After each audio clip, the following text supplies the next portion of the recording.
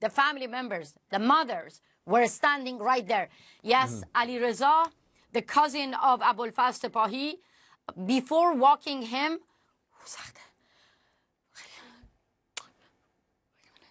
yeah, it's okay. I understand. Before walking him to be executed, he got heart attack. And they rushed him to hospital, not because they wanted to save him, but to actually keep him alive, to hang him. And his mother and his sister wrote on their Instagram that they wish they never get well, or they even wish that he was dead in January, because they cannot see their beloved one being hanged. I cannot believe, Jake, that I'm talking about public hanging in 21st century on your show. And this is happening. And forget about, like, you know, the brutality and the barbarism in Iran. What actually breaks my heart, that became like a new normal. And the Western leaders do not even talk about it. I'm sure that President Trump, he shared a picture of Irfan Esfandiari and Gul Mohammadi, Afghan citizen who was in Iran. His crime was literally opening a door for those protesters who were running away from security forces. For showing such compassion, they both were executed. But President Trump shared their picture after when they were executed. I want him, and I want every single leaders who hear me share the stories of those who are waiting to be hanged, who are on the death row, and there are dozens of them, Jack. If I have time, I really want to name them. I want to tell their story, because to me, this is not about politics. This is not about right-wing and left-wing. This is not about Republican and Democrat. This is about people, teenagers, who are literally begging the rest of the world to hear their voices, to save their lives, because they don't want to be hanged. Masih Alinajan, we will have you back and you'll tell some more stories. But can I name at least one of them? Shervin is only 17-year-old. Okay. He is in prison. He received death sentence, and he was forced on TV when he asked the interrogator what is Muhareb means. He didn't even know what Muhareb means. The interrogator said, waging war against God, and you deserve to be killed. Shervin is only 17-year-old, and he is asking for help.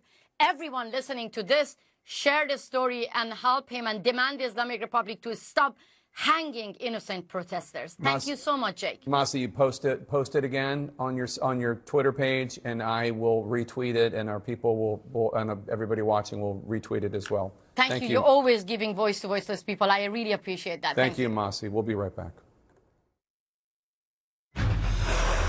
What has made it to your timeline? Fibermaxing. You're like, why is this here? Tan lines. How did we get here? I'm Audie Cornish. And I'm Ari Shapiro. Let's invite others to the party. Engagement Party. New episodes now streaming on the CNN app. No puedo creer que nos conocimos ayer. Es increíble, Ryan. Te quiero. ¿Qué? ¿Qué? Can you Spanish get him out of this? Let's see. Te quiero contar algo. Qué susto. ¿Y qué me querías contar? No sé. Get your Spanish in shape like Ryan, with just 10 minutes of Babbel a day. Babbel, it starts with a lesson. I'm Zendaya, I play Rue, and we are here for the Euphoria premiere. What if he could go back to the beginning?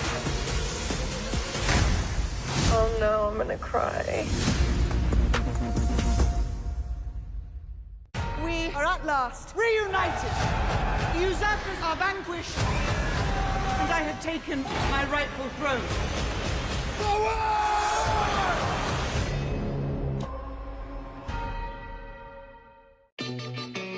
We were obsessed with reptiles, and we were rogues.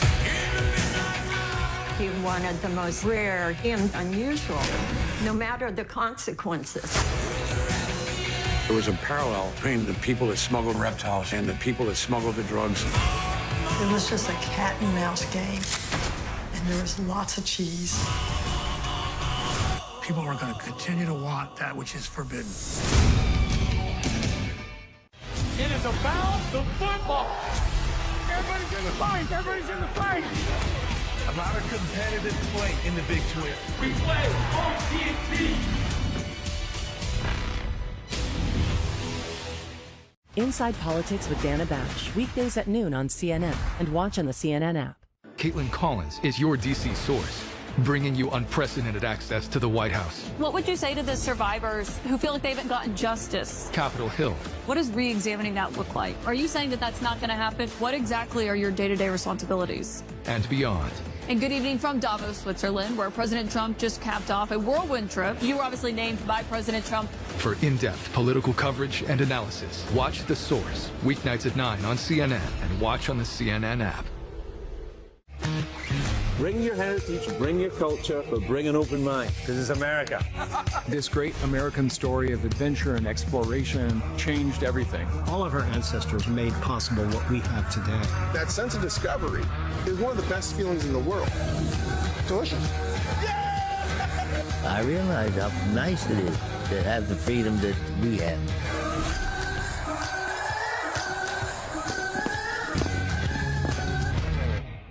Aaron Burnett out front, weeknights at 7 on CNN, and watch on the CNN app.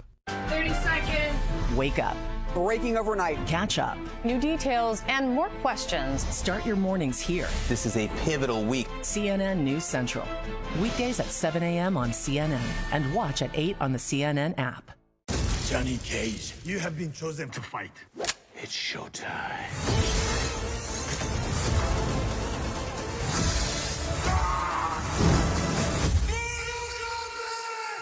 Get over here!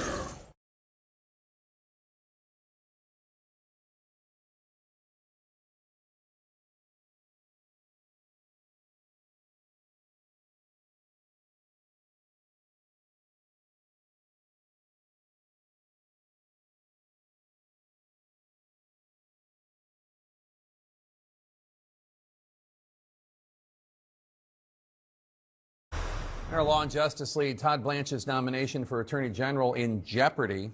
Blanche can only afford to lose one additional Republican Senate vote.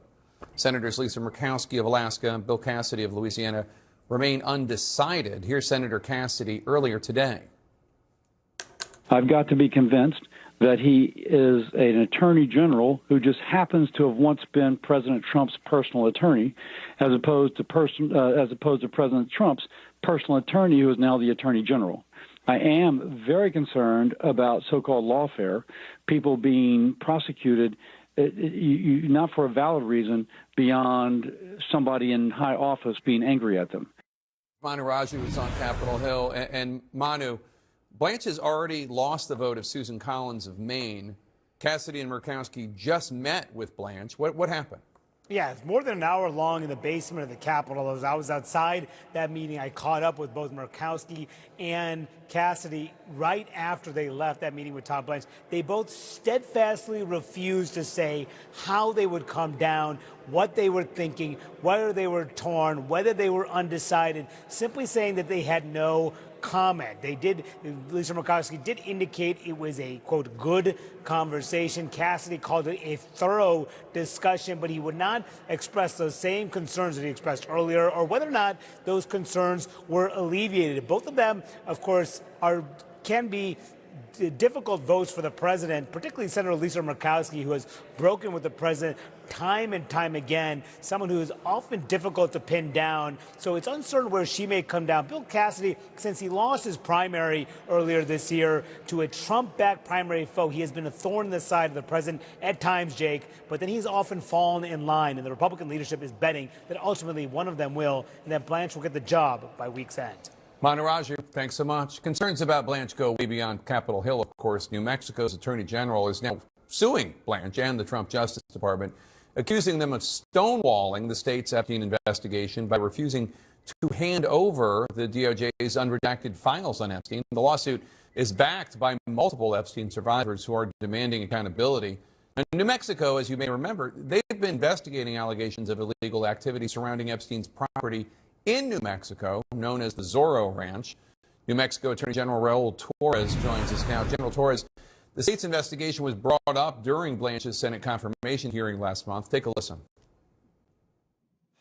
Will you and your team continue to cooperate with the New Mexico Department of Justice and help it get the information it needs? Yes, we're continuing to work with them, and yes. Is Blanche lying?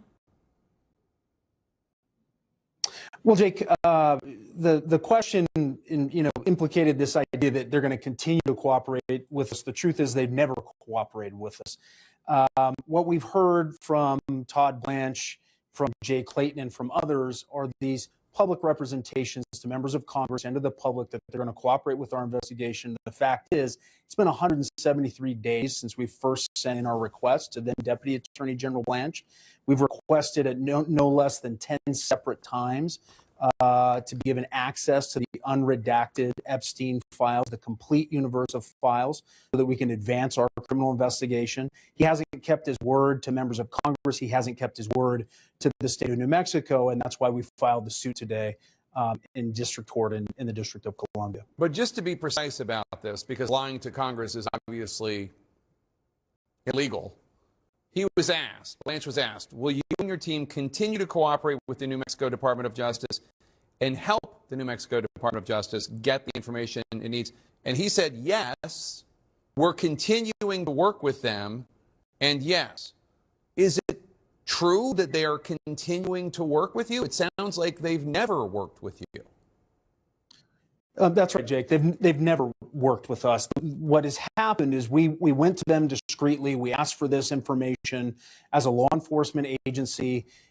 It's a very common practice for us to reach out to federal prosecutors and investigators and ask for the kinds of investigative files that are at issue here. They directed us to the District of New Mexico, which was odd. I will tell you, I'm a former federal prosecutor. I worked in that office, and I knew full well that they didn't have the whole range of files that we were looking for. Nevertheless, we complied with their request. We went through the TUI process. We submitted a very particularized set of requests because Zorro Ranch comes up over 13,000 times in the Epstein Transparency Act files. The problem is that most of those files are redacted, and so our investigators can't make use of them. And so, the bottom line is they're not cooperating. They're stonewalling this investigation, and that's why we had to take legal action today. I'm just stunned because you're suggesting that he lied to Congress when he said that under oath. In a statement to CNN, the Justice Department said that they're not required to share the unredacted files and that victims' privacy outweighs the request.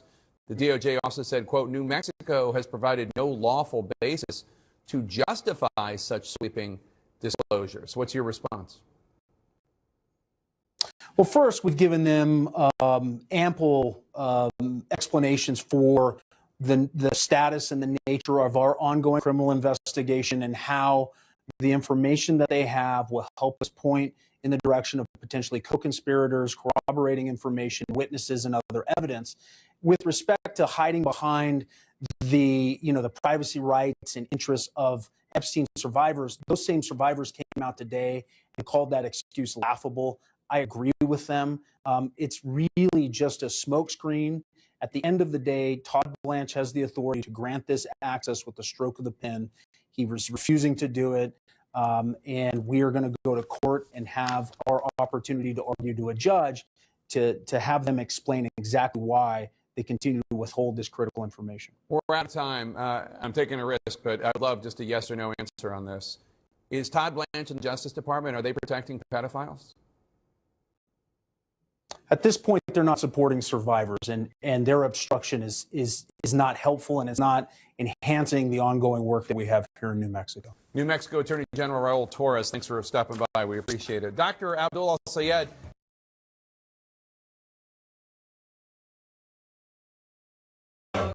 He dies there to hide the grain. Honesty. That's what you get when you have farmers.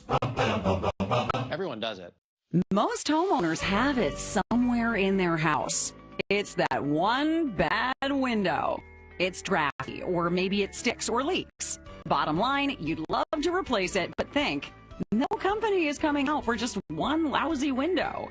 And truthfully, many companies won't. But we're Renewal by Andersen, and we're proud not to be like those companies.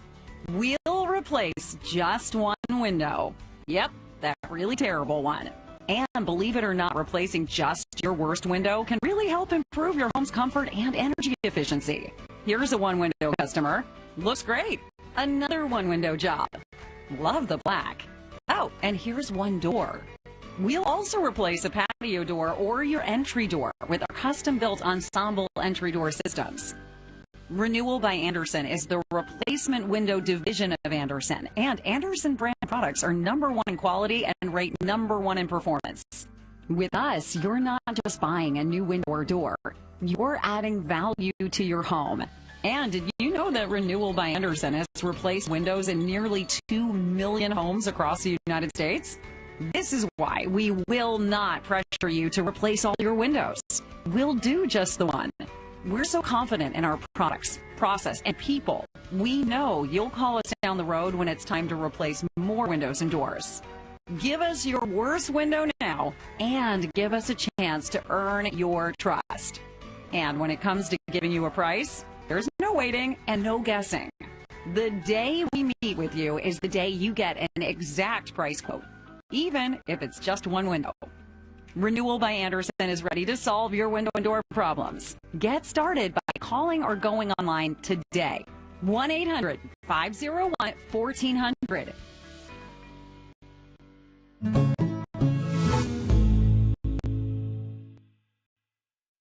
One second, Grandma. This guy's gonna buy my car. You need Carvana. Entering plate number, no accidents, right? No. Generating offer. Carvana can pick it up tomorrow. That's an amazing offer. Sell your car the easy way with Carvana. John, last ride before my big trip. And it's all thanks to better credit. Kickoff makes it easy. I grew over 86 points my first year. No credit check, no nothing. Are you headed to Cabo too? Cleveland. Download Kickoff today. I can tell you that an Erie Metal roof can outlast the toughest storms. I'd rather prove it. An Erie Metal roof keeps what matters most dry, sealed, and secure. Like these irreplaceable family photos. Let it rip! Built from durable stone-coated steel, our roofs are professionally installed to help keep water where it belongs. Plus, Erie Metal roofs are backed by a 50-year transferable warranty. Want peace of mind that outlasts your mortgage? Call 866-770-ERIE or visit eriehome.com. This isn't your average pill. This is Rose Sparks. Rose Sparks. Rose Sparks. Rose Sparks. Rose Sparks is a fast-acting solution because it dissolves under your tongue. Rose Sparks. Guys, get started today. Connect with a provider to find out if Rose Sparks are right for you. It's fun for me to win on the course, but it's even more fun to win on Deal Dash. Lori won $2,000 Tiffany earrings for just $1, and Joseph won an iPad for just $6. There's millions of fast auctions, so try today at DealDash.com for $50 of free credit and your first win guaranteed.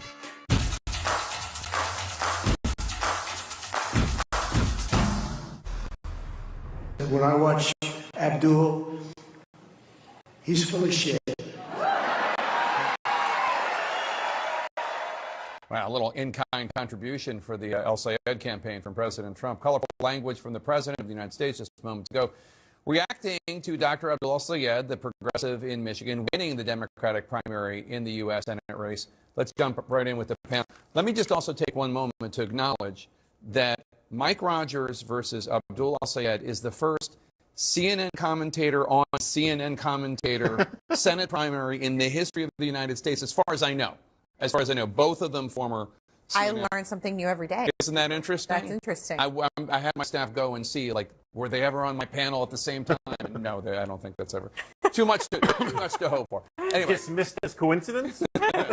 Jonah, today, Vice President Vance raised the prospect of El Sayed running for president in 2028. Take a listen. The next administration, whoever, God forbid, you're going to have President El Sayed in 3 years. We don't want him to undo all the incredible work that we've been doing when we've been taking out the fraudsters and saving the American people. They must be happy that they have a replacement for AOC that is not as loved as AOC, at least as of now. Yeah, no, I mean, I think they're going to make him a national figure. Haley Stevens, his opponent in the primary, accused him of this kind of ambition from the beginning. So it's one of these things that was basically introduced by a Democratic primary opponent, and the Republicans are happy to pick it up and turn him into a boogeyman. And the thing is that Al Sayed seems happy to cooperate with that. So he's going to be the new sort of face of the Democratic Party for a lot of Republicans. So we should note that he is the primary victor, but he did not win more than 50% that's right. of the Democratic electorate in Michigan, because Haley Stevens was just a point or two behind him, and then there was like 4% that went to a different Democratic candidate who had already dropped out. He has some work to do to unite the Democratic Party in Michigan and then to reach out and get independents. Is that a tall order, do you think? It is a tall order. There are about 800,000 voters that didn't vote for him. But he is going to need to bring together, because as you might remember, the last time that Mike Rogers ran, that was a very close race. Yes, Trump was on the ballot, and the environment is very different now for Democrats in terms of there's anti-incumbent sentiment and anti-established sentiment, and Trump is establishment now. He has 33% approval rating in a place like Michigan, and it is not helpful for him to be campaigning. I wouldn't think it wouldn't be helpful for him to campaign with Mike Rogers right now. But I do think he has to do work with the 800,000. How is he going to bring them over? The other thing is independence. You'll notice that in his speech, he talked about the auto workers. He is one thing that I think that the Democratic Party and Al-Sayed are going to lean into are the fact that tariffs have really hurt Michigan and have really hurt manufacturing jobs. And so I do think that in terms of his message moving forward in the economy, he's going to need to have that economic message that he sort of promised. He has these taglines. Some of it is economic, but he's going to have to lean into the economy if he's going to want to gain those independents. He seems more populist than Mike Rogers. And populism in Michigan is a good play. Yeah, look, I definitely think he can win, right? Trump's unpopularity is a real headwind and all that. Still, if you look at the demographics of Haley Stevens versus the demographics of Abdul Sayed, I would rather the general election candidate have her demographics than his demographics. African Americans, etc. She overperformed with African Americans. She overperformed with non-college educated working class people. He overperformed with the barista socialist sort of white overeducated kids and with Arab and Muslim voters. But there's a ceiling on how many Arab and Muslim voters there are in Michigan. They're not that big a block. And if you can't pull in the kinds of voters that Stevens attracted, that is going to be representative of a real headwind for him. And it's not a good sign that he didn't invite her to sort of participate in his victory rally or today, and as a unify the party kind of thing. I think he's got real problems. So President Trump had something to say about his Al-Sayed's challenge with Jewish voters, given his campaigning with Hassan Piker and some of the other things he said. He's a harsh critic of Israel, etc. Here's President Trump in Nevada. And now he's going around saying, no, I love everybody. He doesn't love everybody. Put him in office. You're going to find out what he loves. He doesn't love Israel. He doesn't love Jewish people. He hates them. It's going to be, you're going to hear that 1,000 times from now until November. Yeah, and he's going to need to regain trust when it comes to Jewish voters.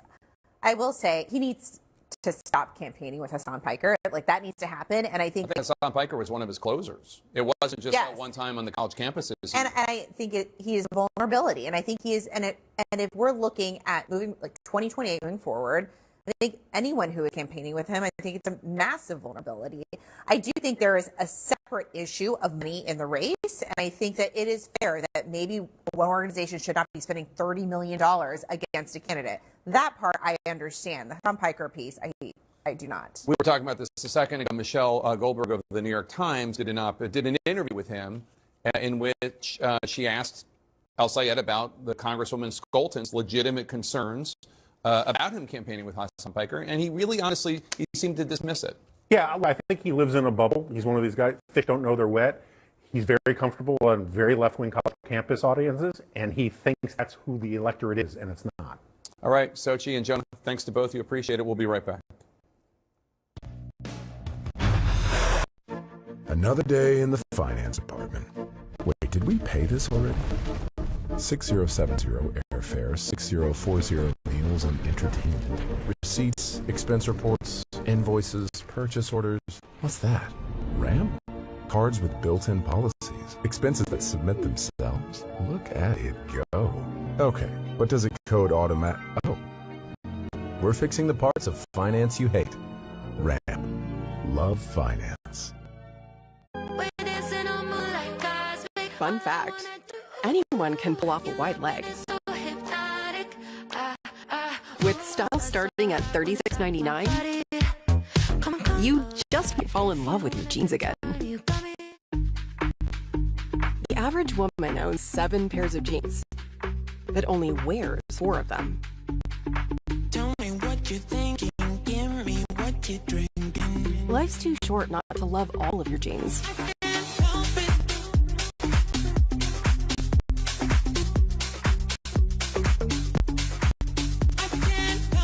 With stylists in every store, we'll help you love your jeans again. Disney Plus, Hulu, and HBO Max. The best in entertainment in one bundle.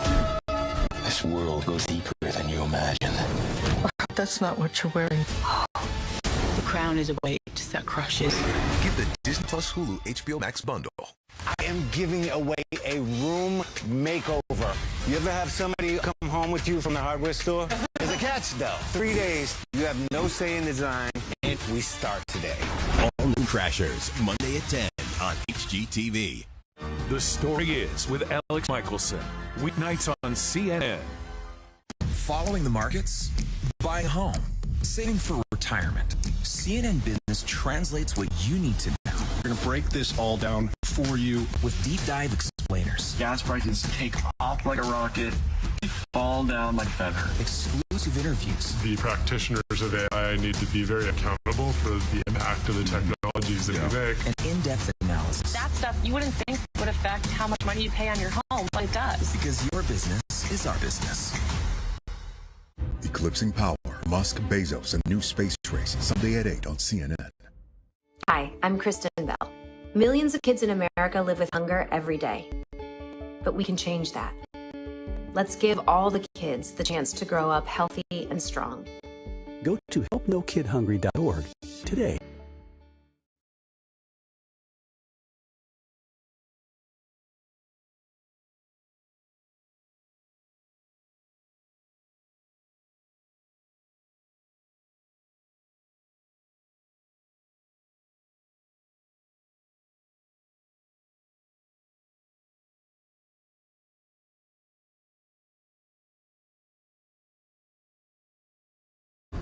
A national lead investigations are underway into how a commercial jet full of passengers got too close to the military helicopter carrying President Trump yesterday. Planes at Ronald Reagan Washington National Airport are typically halted when the president lifts off from the White House in Marine One, but air traffic continued for a couple minutes afterward, according to a CNN review of air traffic control audio. Aaron Burnett out front starts now. I'll see you tomorrow.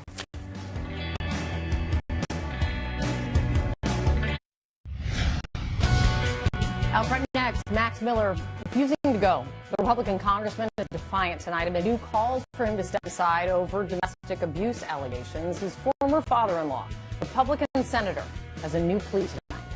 Plus, progressive Democrats with big primary wins. But can they defeat Republicans in November? The top election forecaster is here. And why is President Trump making a last-ditch effort to keep his financial information private once again? Let's go up front. Good evening, everyone. I'm Kate Baldwin, in for Aaron Burnett. Out front tonight, the breaking news. Here's the quote. "I'm not going anywhere," embattled Republican Congressman Max Miller. He is now declaring that to CNN's Manu Raju as he is facing these disturbing allegations still, which he denies all of them, the allegations of abusing his ex-wife. Miller's insistence that he won't leave Congress, that he won't drop his re-election bid, is drawing a new and sharp rebuke from his former father-in-law, Republican Senator Bernie Moreno. I wish he cared about figuring out how to solve his family issues as much as he cares about his political career. This is obviously atrocious. Someday we're all going to have to explain this to the little girl, what happened. I would give up everything in my life for that little girl. And I just wish that he felt the exact same way. Whew. Senator Moreno is also now calling out the Republican House Speaker, Mike Johnson. Here's what Johnson said and Moreno's reaction. Will you tell him to drop out? No, I will tell Max what I tell everyone. These are serious allegations. I'm the father of 2 daughters who work in Capitol Hill. I mean, the allegations are serious. I think Max is taking them seriously. I think our colleagues are. But again, we have to allow this process to play out. Well, these aren't accusations in my world. In my world, this is the reality. So I'm not sure where the term accusations come from. This is my lived reality. And Speaker Johnson's not the only top Republican not taking a stand tonight. Vice President J.D. Vance today was silent when asked multiple times about what Miller should do. Mr. Press, thank you for being here. Sir, Vice President, should Max Miller drop out? Should Max Miller drop out? Should Max Miller resign? Thank you, sir. Should Max Miller resign? And Miller is also not the only Republican congressman facing serious allegations and fueling anxiety among House Republicans right now, like Congressman Chuck Edwards of North Carolina, who said today that he is no longer seeking re-election after the House Ethics Committee said that he should be censured for acting inappropriately toward 2 female staffers.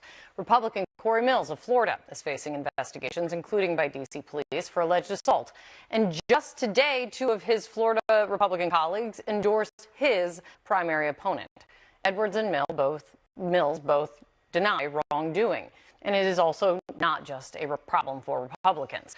2 Democrats, Graham Plattner, Eric Swalwell, ended their campaigns amid allegations of sexual assault, which they deny. Sitting Democratic Congressman Jimmy Gomez is also facing a House ethics investigation over sexual misconduct allegations. He denies violating the law or House ethics rules. Manu, I feel like I have to take a breath. The list is that long at this point. Manu Raju's out front on Capitol Hill, and you're covering all of it, Manu. You just spoke to Max Miller. He said he's not going anywhere, but there is a growing number of lawmakers who do want him to go. Yeah, there's so much anxiety within the ranks, and the Miller is maybe perhaps benefiting at the moment from the fact that the House is not in session. So senators are the ones who are weighing in about what happens across the Capitol. Oftentimes senators don't like to do that. But one of them is the Senate Majority Leader, John Thune, who went a little bit further than he did with me yesterday when I asked him about it.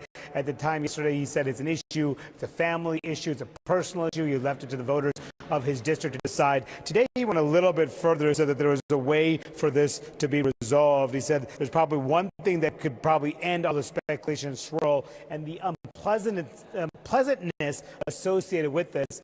Probably hint resignation was what he seems to be referring to. Others going further. Katie Britt of Alabama telling Burgess Everett with Semaphore that it's time for Miller to end his campaign, to resign from the House. But Miller is defiant, Kate. When I spoke to him earlier today, he made very, very clear he was not going to bend to this pressure campaign, the calls, the concerns about all of this. He said he is not going anywhere, that he plans to run for re-election, even though many members want him to step aside. Speaker Johnson deciding not to call for his resignation, in part, some believe has to do with the belief among the Speaker and his team that if he did so, it may not change the equation for Max Miller, who has a frosty relationship with the Speaker himself.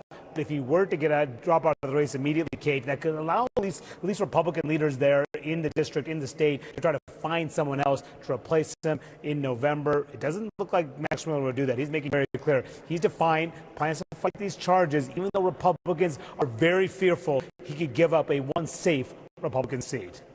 Yeah, Manu, there is a lot going on here, as you said, behind the scenes and out in public. Thank you, Manu. Great reporting as always. David Axelrod, SC Cup, both up front here now. So, David, Max Miller, we hear what he has told Manu. If you're advising Max Miller right now, what are you advising? Get some help is one thing. I mean, look, this. First of all, I'd say think about your family and what this is doing to your family. And I think his ex-father-in-law made an important point. I mean, how much do you value your political career versus the well-being of your child? But listen, you know, I said we spoke about this earlier in another place in this building, but and I said that, and I still, you know, he is doing what his mentor taught him to do. He is denying, he is denying, he is denying. And, you know, as for the Speaker is a very moral man, and he consults higher sources on questions like this, like the President. That's the source he consults. And if Donald Trump said he has to go, they would ask him to go. But this Max Miller is close to him. He, you know, touched all of Donald Trump's funny bones yesterday on Jake's interview and said, I'm just doing what I learned from the president and so on. And so he didn't. But I think it could cost them a seat because that is a +5 partisan lean for Republicans, but that's not an insuperable barrier. Now, I will say last thing. Sorry, Essie. You go, please. The last thing in the Washington Post, they did an interview, and his constituents said, no, we're not going to. That's exactly what I was looking at today, too. I know, I was reading your notes. Thank you. So, but this one woman said she would probably separate his personal foibles, meaning domestic abuse, from her political considerations, as she has done for President Donald Trump. I know there are things in his past that people aren't happy with, and I've had to set it aside. If it comes to that, that's where I stand. So, you know, this is the kind of environment that the president has created, and it's not limited. We, as you point out, Democrats have these, but in terms of discipline, there really isn't any. What do you think of what David's raising? Because the Washington Post, the way they put it is that the scandal is barely registering back at home. And they talked to dozens of voters in his district, they said. And to David's points, yes, some said, I can't back him anymore. But it seems that the take is, the general take is either they're not paying attention to it, it hasn't broken through there yet, or one woman who described herself as a Trumplican said they can say all they want, but it's not going to sway my vote. I'm not perfect, and I'm not that great of a person all the time, so I can't judge him. I'd have to vote for him even if I can't stand him. Her kind of suggesting, because I've got to, it's Republican or bust, right? It's Trump's person or bust. I don't know. What do you do with that? Well, that's a group of people, and I feel like they're impenetrable.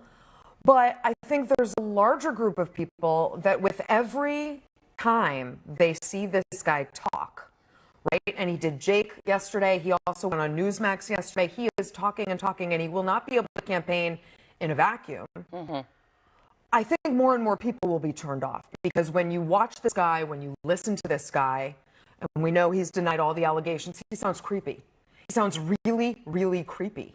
And so I think he's going to be his own worst enemy here. His defiance, his ego, his refusal to do the right thing for his family, to David's point, or for his party, politically, I think is going to be the thing that imperils the seat. And David's right. Ohio is competitive. Mm-hmm. And people like me, whose job it is to go out and talk about this, are going to tie him to Ken Paxton, to, all the other Republicans facing this kind of scrutiny and asking, is it worth it? Is he worth it to keep backing him? And I don't really understand what the meaning of leadership is. I was going to ask that too. For Mike Johnson, J.D. Vance, Donald Trump, any of these guys, if you're not going to lead on these issues of character and you're going to push it right up to the very edge and make voters decide, where the line is. You're not leaders, you're followers. Right, and that's the reason that the speaker is there, because he is a follower and he follows the president, and if the president said he has to go, he has to go. Think about this, the little, yes, it's taking it insight even further that Manu adds is because of the existing bad, frosty, as Manu described it, relationship between Max Miller and the speaker. There might be a calculation here of the speaker being like, if I come out and say, get out, he's going to say, I'm not going to. Should that be a calculation for a person in leadership? Here's what I wonder. I wonder if I'm a member of the House and I'm fighting my ass off to try and keep the majority against great odds that have been made more difficult because the president's so unpopular. How do I feel about a speaker who's willing to give up a seat and not confront the issue? That would really anger me if I were them.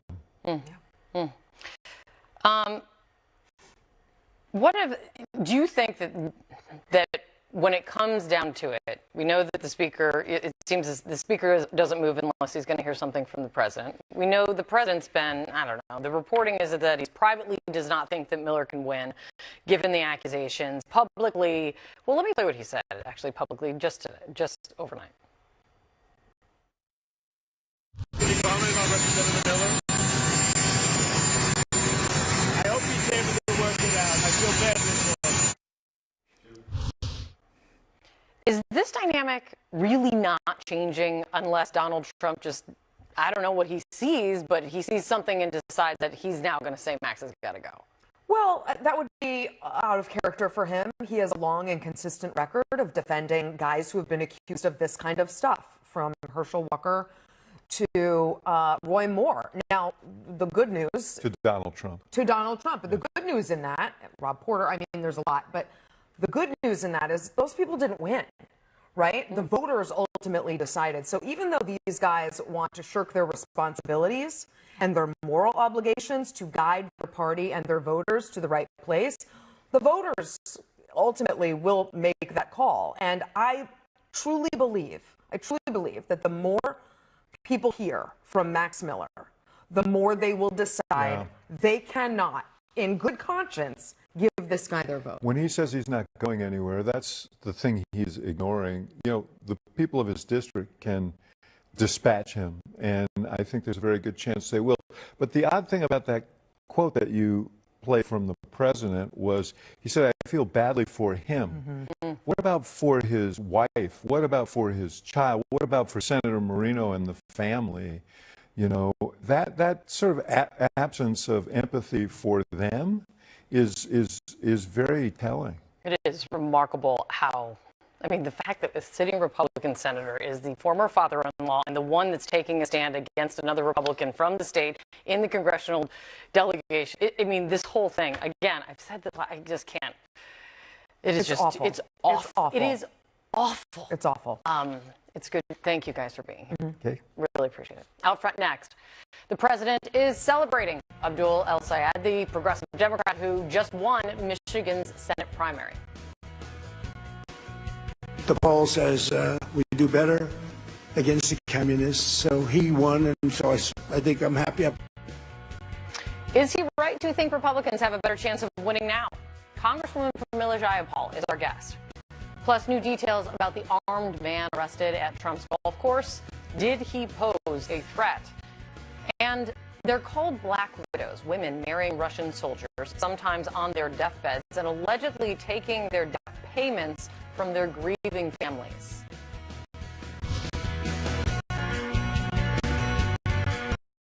The Situation Room, weekday mornings at 10 on CNN and watch on the CNN app.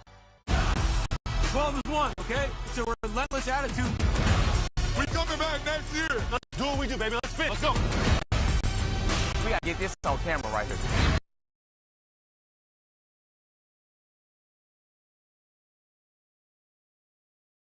Symptoms getting worse.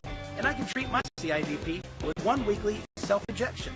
Don't use if allergic to the ingredients. It can increase risk of infection and serious allergic infusion or injection-related reactions. Get help right away if you have rash, hives, swelling of the face, lips, throat, or tongue, breathing problems, low blood pressure, or fainting. Tell your doctor if you have infection or fever, high blood pressure, chills, or shivering, chest, stomach, or back pain, vaccinations, allergies, or kidney problems. Most common side effects include respiratory and urinary tract infections, headache, and injection site reactions. I'm hitting butts with my pals. I'm hitting the road with my number one. That's how we live vividly with Vyvgart Hytrulo. Ask your neurologist about Vyvgart Hytrulo for self-injection.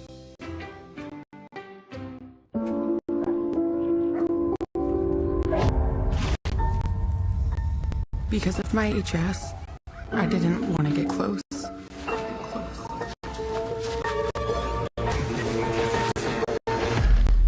That's when one decision changed things.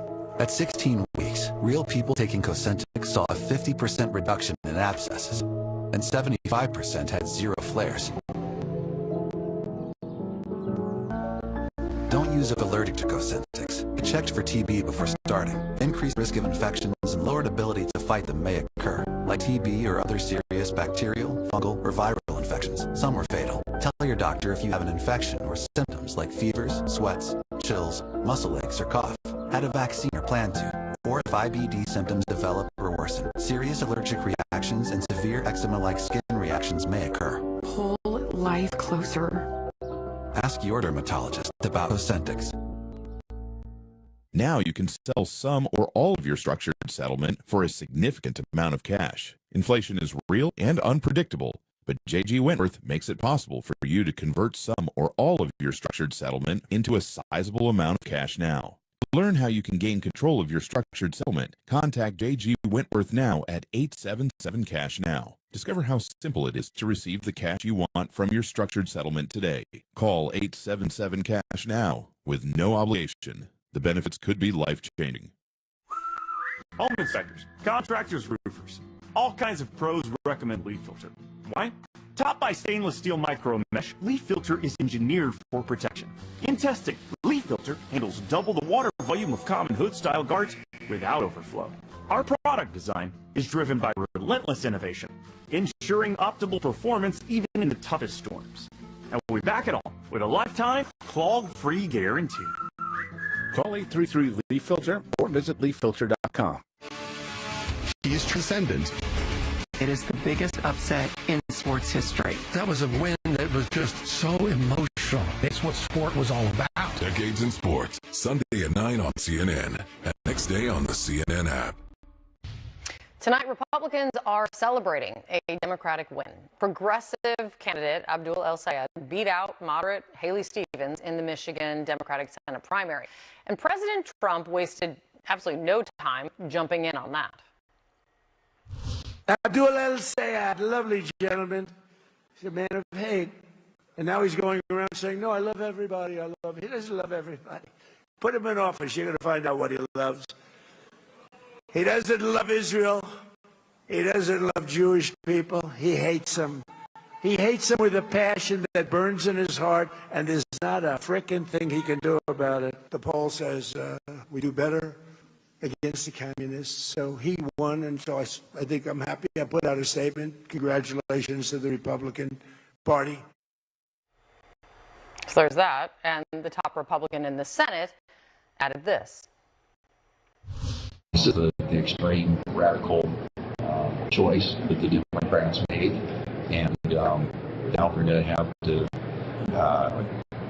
accept Bill's position to be advocating for in a general election setting, which I think puts us in a pretty good spot.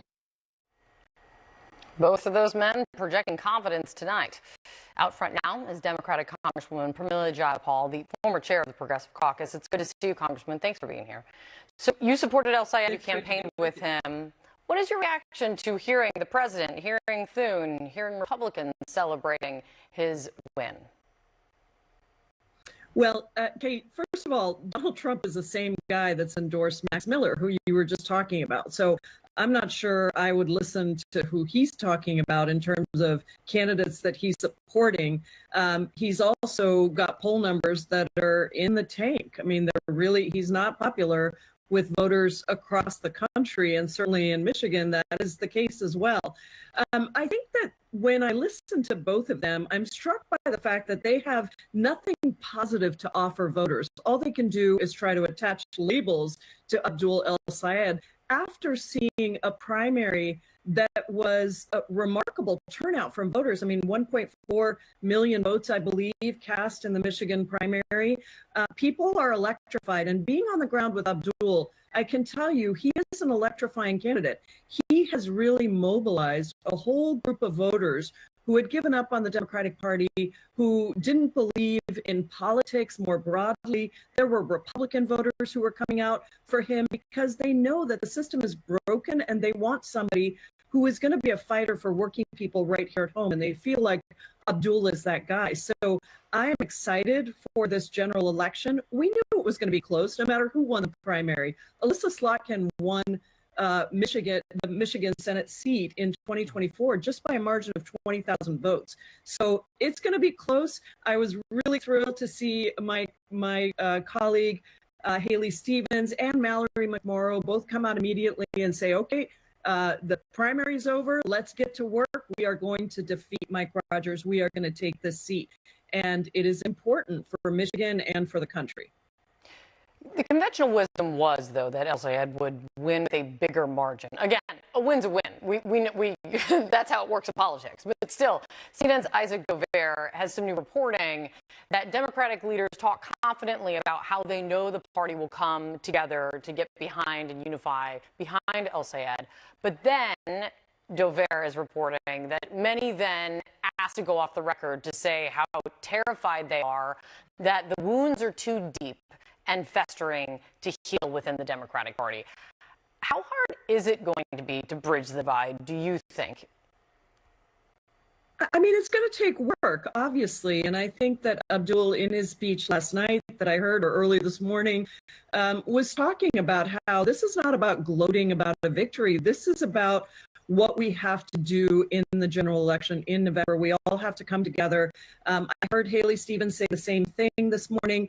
So yeah, there's going to be some griping behind the scenes, but I think at the end of the day, you know, it is true that we have much more in common. We understand why this is important that we win in November. And, you know, the being terrified, I'm so used to that narrative, Kate, but let's just remember that this is a state that voted for Donald Trump, and I think we have a shot of actually convincing voters to come back to us or to come to us for the first time. That is very, very exciting. Over 10,000 volunteers on the ground. And Abdul's campaign, when I was with him twice, 2 different times.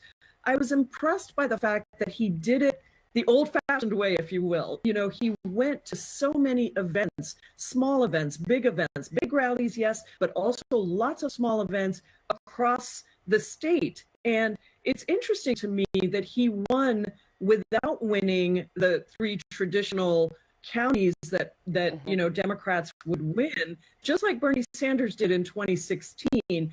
And I think that it just shows again that there are inroads across the state with a new electorate. As well as, of course, the electorate we need to have. And he needs to build those relationships with Black voters, with Jewish voters, with all voters. That will be work that he and all of us will have to do to make sure we do that and make sure that we beat Mike Rogers and take back this seat. You mentioned Bernie. The fact that Bernie Sanders' pick, if you will, won over Chuck Schumer's preferred candidate now in more than one primary, what does it mean for the direction of the party? Well, I think that for those of us and you know, for those of us who have been saying for a long time, we need a different kind of politics. We need to invest in working people, not billionaires and corporations. We need to not be spending money on forever wars elsewhere to bomb kids, and instead invest in healthcare right here. We need to not tinker around the edges because people are suffering. The systems are broken for ordinary people to be able to thrive, much less barely survive. And I think that is resonating across the country. And you need authentic candidates who have a track record of standing up for those things. That's the thing about Bernie. He's incredibly consistent. I think probably all of us that have watched Bernie know what Bernie's going to say, right? And that is expected by the voters, appreciated by the voters. That is true of Abdul as well. I've known Abdul for over a decade. Bernie and I wrote different forewords for his Medicare for All book, and I've worked with him, and he is incredibly consistent about what he says. And you can see it in his pledge to not take corporate PAC money, to call out what is wrong, but to be open to voters from everywhere. When I was there were Republican voters who were like, yeah, you know, he's probably a little too left for me, but I am willing to give this a chance because what we're doing is not working. This is not the country that it should be, and I'm willing to try something else. So I think that is really important, and I think that's a message that's resonating not just in Michigan, but in Pennsylvania, and Ohio, and California, Colorado, New York, Washington State, across the country. Voters are sick and tired of a system that privileges the wealthiest few and the billionaires and the giant corporations and is not taking care of their everyday needs. Well, a tough primary now becomes what's going to be very clearly a very tough general, which can be expected in such an important race. Let's see what El-Sayed does with it. It's good to see you. Thank you for your time tonight.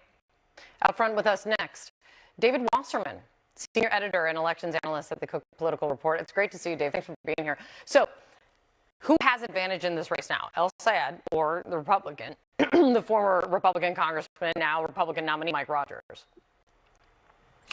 Kate, this was a breakthrough for the progressive left last night, but the irony is that Abdul El-Sayed has run as a champion of the working class, but it was actually upper-income white voters living in areas with high college education who put him over the top. It wasn't a surprise that he won college towns like Ann Arbor and East Lansing, but his largest margin in the state was actually in Grand Rapids, a white-collar area that's been moving sharply away from Republicans toward the left in the last couple decades, and he ran respectably in Oakland County, which is Haley Stevens' backyard, holding her margin to 2 points there. Where he struggled was with black voters, with working class and older white Democrats, for example, losing Macomb County and a wide swath of rural Michigan. So he did well in the places where Democrats already are doing well. He's got work to do to win over more moderate voters in outlying regions of the state that Alyssa Slotkin was able to convince to vote for her in 2024 and beat Mike Rogers. This is going to be a brutal race.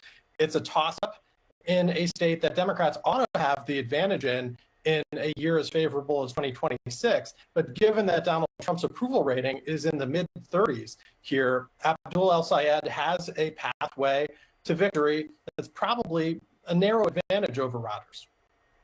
Yeah, it's that where he has work to do. You could see just in the conversation with Pramila Jayapal, she seems very aware of the areas and the voters that he has work to do with and to make ground up with. Broader picture, great to have. While I have you, Democrats need to pick up 4 in the Senate to take the majority, 3 seats in the House to gain control. How likely is it looking right now from your vantage point? The Senate's always been a tall order. Democrats need to win at least 2 states that voted for Donald Trump by at least 11 points. And yet, Kate, this is the first week where I've thought that Democrats, if the election were held next Tuesday, would probably win control of both chambers. We've seen the approval rating for the president go from very bad to extremely bad as concerns about the war have only festered with independent voters, where his approval has tanked. And Democrats need to lock down these purple states, including Michigan and Maine, to have a pathway to get there. But the big difference that we're seeing between Trump being underwater in some polls by 23 or 24 points and the congressional ballot, Democrats still only have a 6 or 7 point lead on the question of which party would you vote for Congress. What that says is that there are a whole lot of voters who are still undecided on their choice for Congress, even if they disapprove of the job that Trump is doing. That's where candidate quality really makes a big difference. And there may be shades of acceptability between Abdul El-Sayed, who would be going to Washington, but wouldn't really have that much power in the last 2 years of a Trump administration. Voters might simply see him as a check on Trump, versus someone running for governor on the left, like Francesca Hung in Wisconsin, who's proposing a variety of things that might be objectionable to moderate voters there. So we'll see. It's going to be a mixed bag. And quite a time to have your job. Thank goodness you do, so I can lean on you. It's good to see you, Dave. Thank you so much. Out front with us for us next, Trump with last-minute legal move to block the release of his company finances as new reporting raises new questions about this claim. I have nothing to do with the family business. And Iran is insisting there are no talks underway as President Trump warns of new consequences, including the largest strike since World War II.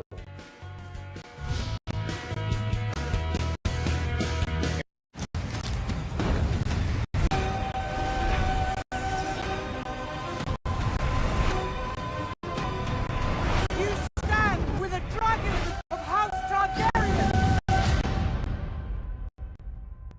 We were obsessed with Rebel.